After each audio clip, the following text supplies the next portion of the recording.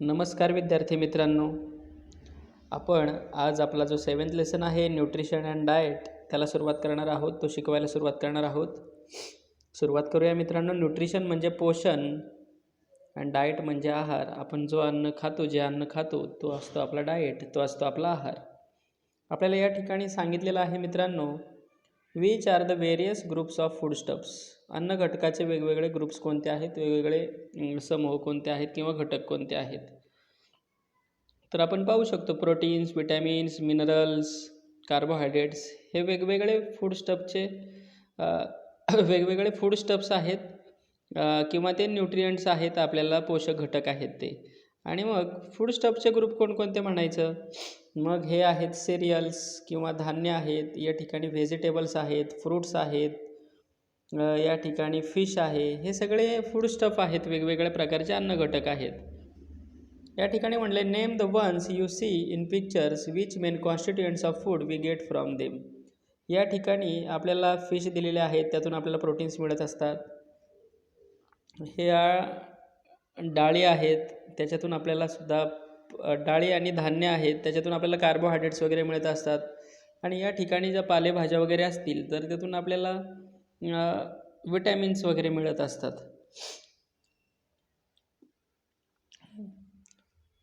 Living things take food. आपण प्रत्येक माणूस किंवा प्रत्येक सजीव अन्नाची गरज असते त्याला, किंवा तो अन्न घेत असतो, अन्न खात असतो.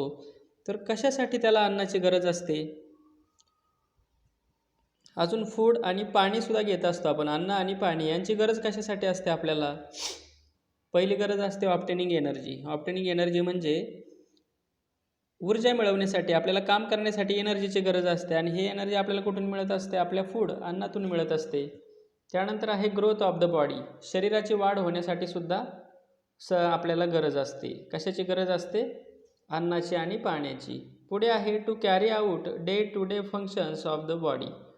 आपली जी दैनंदिन कार्य आहेत आपल्या शरीराची, ती पार पाडण्यासाठी आपल्याला अन्नाची गरज असते.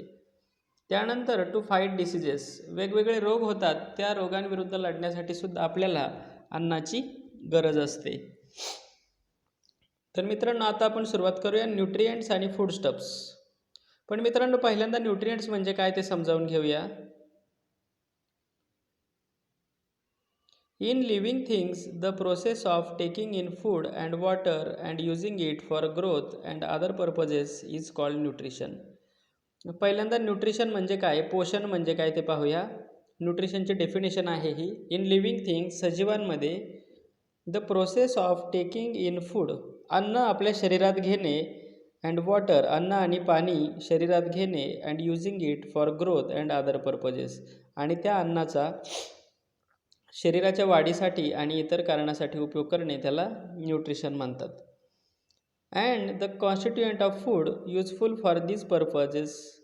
म्हणजे या गोष्टीसाठी किंवा पोषणासाठी ज्या कॉन्स्टिट्युएंटची, ज्या घटकांची गरज असते त्याला न्यूट्रिएंट्स म्हणजे पोषक तत्वे किंवा पोषक घटक असं म्हटलं जातं. आता आपल्याला न्यूट्रिएंट्स आणि फूड स्टफ्स कोणकोणते आहेत पाहायचे आहेत. There are 6 main nutrients in our food. आपल्या अन्नामध्ये 4 महत्त्वाचे न्यूट्रिएंट्स, महत्त्वाचे पोषक घटक असतात. 6 असतात. किती असतात? 6 महत्त्वाचे घटक असतात. ते आहेत carbohydrates, fats, proteins, fibre, vitamins आणि मिनरल्स. हे महत्त्वाचे न्यूट्रिएंट्स आहेत, महत्त्वाचे अन्न घटक आहेत. पोषक घटक आहेत ते. These nutrients are present in different food item. आपल्याला एकाच फूडमधून किंवा एकाच फूड आयटममधून, एकाच पदार्थामधून आपल्याला carbohydrate, fats, proteins, fibre, vitamins हे सगळे मिळत नाहीत मित्रांनो. म्हणून आपण काय करतो? वी ईट डिफरंट प्रॉपोर्शन्स और डिफरंट आयटम्स, फूड आयटम्स. आपण वेगवेगळे पदार्थ वेगवेगळ्या प्रमाणात खात असतो. आपलं जर ताट पाहिलं ना रोजचं, तर आपल्या आहारात रोज चपाती किंवा भाकरी असते, भात असतो, आणि तो मोठ्या प्रमाणात असतात हे अन्न घटक. आणि लोणचं वगैरे असेल तर ते कमी प्रमाणात असतं. म्हणजे ज्या अन्न घटकांची आपल्याला जास्त प्रमाणात गरज आहे ते आपण जास्त प्रमाणात खातो. आता आपण पाहणार आहोत एनर्जी गिव्हिंग न्यूट्रिएंट्स. ऊर्जा देणारे पोषक घटक कोणते आहेत? पहिला आहे कार्बोहायड्रेट्स, त्याला मराठीमध्ये कर्बोदके असं म्हणतात. पहिला कोणता आहे? कार्बोहायड्रेट, त्याला कर्बोदके असं म्हणतात. आता our main need is of energy. आपली सगळ्यात महत्त्वाची गरज कोणती आहे? आपल्या शरीराला एनर्जीची गरज असते. एनर्जी म्हणजे ऊर्जेची गरज असते. And it is fulfilled by carbohydrates. आणि आपली जी एनर्जीची गरज आहे ती कोण पूर्ण करत असतं? आपल्याला कोण एनर्जी देत असतं? कार्बोहायड्रेट्स आपल्याला एनर्जी देत असतात. हेन्स, म्हणून our diet includes a large proportion of cereals in the form of rice, chapati और रोटी. म्हणून आपल्या आहारामध्ये तृणधान्य जे असतात की त्यांचा जो त्याच्यामध्ये राईस आपण दररोज खात असतो जो तांदळापासून बनतो, चपाती आहे गव्हापासून बनते, रोटी किंवा भाकरी आणि ब्रेड, आपण याच्यामध्ये काय असतात? कार्बोहायड्रेट असतात. मित्रांनो पुन्हा एकदा सांगते, कार्बोहायड्रेट कशामध्ये असतात? राईसमध्ये असतात, चपातीमध्ये असतात, रोटी, भाकरी आणि ब्रेड याच्यातून आपल्याला कार्बोहायड्रेट्स किंवा कर्बोदके मिळत असतात. Serials are our staple food. हे आपलं अन्न आहे, तृणधान्य मुख्य अन्न आहे. त्यानंतर आहे मित्रांनो फॅट्स. फॅट्स म्हणजे स्निग्ध पदार्थ. फॅट्स म्हणजे काय? स्निग्ध पदार्थ. Some part of our energy requirement is also fulfilled by fatty foods. जे तेलकट पदार्थ आहेत, स्निग्ध पदार्थ आहेत, कोणते आहेत मग असे? ऑइल म्हणजे तेल, घी म्हणजे तूप आणि बटर म्हणजे लोणी. याच्यातून आपल्याला फॅट्स मिळत असतात. फॅट कशातून मिळतात लक्षात ठेवा मित्रांनो. ऑइल, तेल, घी, तूप, बटर, लोणी याच्यातून आपल्याला फॅट्स मिळत असतात. We get energy in the form of heat from the food we eat. आपल्याला जे एनर्जी मिळते आपल्या अन्नातून ती आपल्याला हीटच्या स्वरूपात, उष्णतेच्या स्वरूपात मिळते. Heat is measured in kilo calories. Heat मोजण्यासाठी कोणतं युनिट वापरलं जातं? Kilo calorie. कोणतं वापरलं जातं? Kilo calorie. म्हणून आपल्याला जे फूडमधून एनर्जी मिळते ती सुद्धा किलो कॅलरीमध्येच मोजली जाते. का? कारण की आपल्याला ऊर्जा जी मिळते ती उष्णतेच्या स्वरूपात मिळते अन्नातून, आणि उष्णतेचं एकक काय आहे? किलो कॅलरी आहे. म्हणूनच आपल्याला मिळणारी जी एनर्जी आहे तिचं एकक सुद्धा काय आहे? किलो कॅलरी आहे. पुढे आहे children of growing age need to get approximately 2000 to 2500 calories from the food they eat. म्हणजे आपली जी मुलं आहेत ज्यांचं वय ग्रोईंग एज की ज्यांची वाढ होत आहे अशा जी मुलं आहेत अशा वयातली, त्यांना 2000 ते 2500 कॅलरीजची गरज असते दररोज. म्हणजे 12, 13, 6वी, 7वी, 8वी, 9वीचे विद्यार्थी जे आहेत त्यांना जास्त एनर्जीची गरज असते. आता आपण पाहतोय प्रोटीन्स. प्रोटीन्सला मराठीमध्ये म्हणतात प्रथिने. We need proteins for the purpose of growth, repairing to the wear and tear of the body and for other life processes. आपल्याला प्रोटीनची गरज कशासाठी असते? ग्रोथ म्हणजे वाढीसाठी. आपल्याला प्रोटीन्स मिळाले तरच आपल्या शरीराची वाढ होत असते. आणि repairing the wear and tear of the body, आपल्या शरीराची जी झीज होते खेळताना किंवा कष्टाचे काम केल्यावर आपल्या शरीराची झीज होत असते, ती झीज भरून काढण्यासाठी सुद्धा आपल्याला कशाची गरज असते? प्रोटीन्सची गरज असते. We get proteins from the sprouts. आपल्याला प्रोटीन्स कशातून मिळतात? स्प्राउट्स म्हणजे मोड आलेली कडधान्ये. तुमची आई मोडाची मटकी, मोड आणून मूग, तूर, चवळी अशा भाज्यांची उसळ करत असेल तर त्याच्यातून आपल्याला प्रोटीन्स मिळतात मोड आलेल्या कडधान्यातून. मिल्क म्हणजे दूध आहे त्याच्यातून सुद्धा आपल्याला प्रोटीन्स मिळतात. त्यानंतर मिल्क प्रोडक्ट, दुधाचे जे पदार्थ आहेत, दही असेल, ताक असेल, बटर असेल, घी, तूप असेल, त्याच्यातून सुद्धा आपल्याला प्रोटीन्स मिळतात. त्यानंतर मीठ, मांस, मटन त्याच्यातून आपल्याला प्रोटीन्स मिळतात. एग्ज, अंडी आहेत, अंड्यातून आपल्याला प्रोटीन्स मिळत असतात. अशा पद्धतीने मित्रांनो हे प्रोटीन्स आपल्याला मिळत असतात. पुढे आहे minerals and vitamins. Minerals and vitamins. To improve the body's resistance to disease and for other life processes, the body needs vitamins. Resistance to disease म्हणजे रोगप्रतिकारशक्ती आपल्याला जर वाढवायची असेल तर आपल्याला विटॅमिन्स आणि मिनरल्स आणि फायबरस सबस्टन्स जे आहेत जे ते तंतुमय पदार्थ म्हणतात ज्याला, की ज्याचे आपले एक्सक्रेशनची क्रिया जी आहे, उत्सर्जन न पचलेला भाग शरीरातून बाहेर टाकण्यासाठी फायबरस सबस्टन्सेसची गरज असते. We obtain this nutrients mainly from the vegetables and fruits म्हणजे आपल्याला विटॅमिन्स, मिनरल्स आणि फायबरस सबस्टन्सेस कशातून मिळतात? व्हेजिटेबल आणि फ्रूट्स. म्हणजे पालेभाज्या आणि फळं खाणं किती महत्त्वाचं आहे पहा. म्हणजे पालेभाज्या आणि फळं खाल्ली की तुम्हाला रेजिस्टन्स टू डिसीज म्हणजे रोगप्रतिकार शक्तीसुद्धा तुमची वाढणार आहे.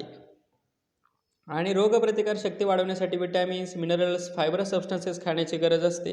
आणि हे कशातून मिळतात आपल्याला? व्हेजिटेबल्स म्हणजे भाज्या आणि फ्रूट्स म्हणजे फळे त्याच्यातून मिळतात. We require vitamins and minerals in small quantities. जसे आपल्याला कार्बोहायड्रेटची मोठ्या प्रमाणात गरज असते की म्हणून आपण चपाती भाजी जास्त प्रमाणात खातो, चपाती भाकरी भात आपण जास्त प्रमाणात खातो, पण विटॅमिन्स जे आहेत ना ते आपल्याला स्मॉल क्वांटिटी म्हणजे खूप कमी प्रमाणात गरज असते. पण जरी कमी प्रमाणात गरज असली but their deficiency can lead to various diseases. जर आपल्याला विटॅमिन कमी प्रमाणात जरी गरज असली त्यांची तरी हे जर मिळाले नाहीत तर आपल्याला वेगवेगळे रोग होऊ शकतात. The body needs several inorganic substances. आपल्या शरीराला अनेक असेंद्रिय घटकांची गरज असते. They are called minerals. पहा, मिनरल्स म्हणजे काय? Our body needs several inorganic substances. हे जे मिनरल्स असतात ते कसे असतात? इनऑर्गॅनिक सबस्टन्सेस असतात. The table below gives example of some minerals and provide information about their functions in the body. खाली एक आपल्याला टेबल दिलेला आहे, तक्ता दिलेला आहे, त्याच्यामध्ये वेगवेगळे मिनरल्स दिलेले आहेत, त्यांचं फंक्शन, त्यांचं काम दिलेलं आहे, त्यांचे सोर्सेस म्हणजे ते आपल्याला कशातून मिळतात आणि ते जर मिळाले नाही तर कोणते डिसीजेस होतात त्याचं दिलेलं आहे आपल्याला खाली. पहा, या ठिकाणी आपण पाहू शकतोय. या ठिकाणी पहा, इकडं म्हटलं मिनरल, त्यांचे फंक्शन, त्याचे सोर्सेस आणि डेफिशियन्सी डिसीजेस. ते मिळाले नाही तर काय होतं पहा. पहिल्यांदा आहे आयर्न म्हणजे लोह. आयर्न हे जे मिनरल आहे ते काय काम करतं आपल्या शरीरामध्ये? Carrying oxygen two all parts of the body. आपल्या शरीराच्या सगळ्या भागांपर्यंत ऑक्सिजन पोचवण्याचं काम कोण करत असतं? आयर्न. आयर्न म्हणजे लोह हे मिनरल किंवा खनिज करत असतं काम. मग आपल्याला आयर्न कशातून मिळतं? मीठ, मांस, मटण, स्पिनच, पालकमधून मिळतं. ॲपल्स म्हणजे काय? सफरचंदातून मिळतं. रेजिन्स, मनुक्यातून मिळत असतं आपल्याला आयर्न. म्हणजे हे पदार्थ खाणं गरजेचं आहे की नाही. त्यानंतर आहे डेफिशियन्सी डिसीजेस. जर आपल्याला योग्य प्रमाणात आपण मीठ, स्पिनॅच, ॲपल्स, रेजिनसारखे आयर्न असणारे फ्रूट्स किंवा व्हेजिटेबल्स खाल्ले नाही तर आपल्याला ॲनिमिया नावाचा रोग होतो. कोणता रोग होतोय? ॲनिमिया. पुढे आहे कॅल्शियम आणि फॉस्फरस. आता कॅल्शियम आणि फॉस्फरसचं काय काम असतं? Strengthen bones and teeth. आपले हाडं आणि दात जर मजबूत व्हायचे असेल तर आपण कॅल्शियम आणि फॉस्फरस युक्त आहार घेतला पाहिजे. मग आता कॅल्शियम आणि फॉस्फरस कशातून मिळतं आपल्याला? दूध, milk products, milk and milk products म्हणजे दुधाचे पदार्थ काय असतील ते, दही, ताक, लोणी काय असेल ते. त्यानंतर ग्रीन लिफी व्हेजिटेबल्स, हिरव्या पालेभाज्या खाल्ल्या पाहिजेत कॅल्शियमसाठी. मीठ, मांस पण खाल्लं पाहिजे. आणि डेफिशियन्सी डिसीजेस. मग कॅल्शियम जर मिळालं नाही तर आपल्याला काय होतंय पहा. बॅड टीथ, आपल्या दातांचं आरोग्य चांगलं राहत नाही. ब्रिटल अँड वीक बोन्स, आपली हाडं ठिसूळ आणि क्षीण होत जातात. त्यानंतर आहे आयोडीन. आयोडीनचं काय काम आहे? कंट्रोल्स ग्रोथ, आपली वाढ नियंत्रित करण्याचं काम आयोडीन करत असतं. आयोडीन काय करतं? आपली वाढ नियंत्रित करतं. Speeds of chemical reactions in the body. आपल्या शरीरामध्ये काही रासायनिक क्रिया होत असतील तर त्यांचं जे आहे की त्या रासायनिक क्रियांना वेग देण्याचं काम कोण करत असतं? आयोडीन करत असतं. पण मित्रांनो, आयोडीन कशातून मिळतं आपल्याला? रेजिन्स, मनुका, बीन्स, फिश, मासे, सी फूड, समुद्रातले जे काय फूड आहे, मासे असेल, समुद्रातलं मीठ असेल, त्याच्यातून सुद्धा आपल्याला काय मिळतं? आयोडीन मिळत असतं. आणि गॉयटर, हा आजार होतो आपल्याला जर आयोडीन योग्य प्रमाणात मिळालं नाही तर. पुढे आपण पाहतोय sodium and potassium maintains the body's water balance and functioning of the muscles and the nervous system. Sodium आणि पोटॅशियमचं काय काम आहे? आपल्या शरीरातले पाण्याची जी पातळी आहे ते कायम राखण्याचं काम करत असते. And functioning of muscles and the nervous system, स्नायू आणि मज्जासंस्थेचं जे कार्य आहे ना ते व्यवस्थित करण्याचं काम सोडियम आणि पोटॅशियम करत असतं. मग आता सोडियम आणि पोटॅशियम कशातून मिळतं आपल्याला? सॉल्ट मिठातून, चीज, पालेभाज्या, लिफी व्हेजिटेबल्स, फ्रूट्स, फळे आणि पल्सेस, डाळी, कडधान्य यांच्यातून आपल्याला सोडियम आणि पोटॅशियम मिळत असतं. पण मित्रांनो, सोडियम आणि पोटॅशियम जर योग्य प्रमाणात नाही मिळालं तर काय होतं? इनएफिशियन्सी ऑफ मसल्स, आपले स्नायू जे आहेत मसल्स ते कमकुवत होतात. आता पुढचा न्यूट्रिएंट पाहतोय आपण विटॅमिन्स. विटॅमिनचे 2 प्रकार आहेत पहा. वॉटर सोल्युबल विटॅमिन्स म्हणजे पाण्यात विरघळणारी जीवनसत्वे आणि वॉटर इनसोल्युबल विटॅमिन्स म्हणजे पाण्यात न विरघळणारी जीवनसत्वे. आता पाण्यात विरघळणारी जीवनसत्वे 2च आहेत फक्त, विटॅमिन बी आणि विटॅमिन सी. आणि वॉटर इनसोल्युबल कोणकोणते आहेत? ए, डी, ई, के अशी 4 पाण्यात विरघळत नाहीत आणि बी आणि सी पाण्यामध्ये विरघळतात. मग आता त्यांचं काम काय आहे पहा. Vitamin B and vitamin C dissolve easily in water. B आणि सी सहज पाण्यात विरघळतात. So they are called water soluble vitamins. म्हणून त्याला जलद्रावी जीवनसत्वे म्हणतात किंवा पाण्यात विरघळणारी जीवनसत्वे म्हणतात. मग आपल्या शरीरात जरी ही जास्त प्रमाणात गेली तरी काय होतं? They are thrown out of the body through the water in sweat. जरी ही जीवनसत्वे आपल्या शरीरात गेली तर ती स्वेट म्हणजे घाम आणि लघवी यांच्याद्वारे आपल्या शरीराबाहेर टाकले जातात आणि त्याचं प्रमाण आपल्या शरीरात कायम राहतं. Hence a regular supply of these vitamins is essential. ही जीवनसत्वे जी आहेत ती लघवी आणि घामाद्वारे सतत बाहेर टाकली जात असल्यामुळे यांचं प्रमाण किंवा यांचा आहारात समावेश असणं सारखं गरजेचं आहे. आता बी जो आहे ना विटॅमिन, त्याचे काही प्रकार आहेत पहा. B1, B2, B3, B6, B9, B12 हे विटॅमिन डीचे टाईप्स आहेत, विटॅमिन डीचे प्रकार आहेत. आता आपण पाहूया वॉटर इनसोल्युबल विटॅमिन्स म्हणजे पाण्यात न विरघळणारी जीवनसत्वे कोणते आहेत? ए, डी, ई आणि के. इकडे लक्षात ठेवायचं बी आणि सी पाण्यात विरघळतात. These vitamins are insoluble in water but are soluble in fatty substances. ही जी जीवनसत्वे आहेत ए, डी, ई आणि के ही पाण्यामध्ये विरघळत नाहीत पण फॅटी सबस्टन्सेस जे आहेत, स्निग्ध पदार्थ जे आहेत त्याच्यामध्ये विरघळतात. They get stored in the body. ते शरीरात साठवली जातात. ते असे घाम आणि लघवीद्वारे बाहेर टाकली जात नाहीत. आणि ही ए, डी आणि ई, के आर फॅट सोल्युबल विटॅमिन्स आहेत म्हणजे स्निग्ध पदार्थामध्ये विरघळणारी जीवनसत्वे आहेत. मित्रांनो, याचा पुढचा पार्ट आपण लवकरच पाहणार आहोत. तुम्ही सगळे पार्ट पहा आणि त्यानंतर पुन्हा एक्सरसाइज दिला की एक्सरसाइजचा सुद्धा व्हिडिओ पाहत जा म्हणजे तुमचा लेसन पूर्ण आहे तो व्यवस्थित होत जाईल. थँक्यू.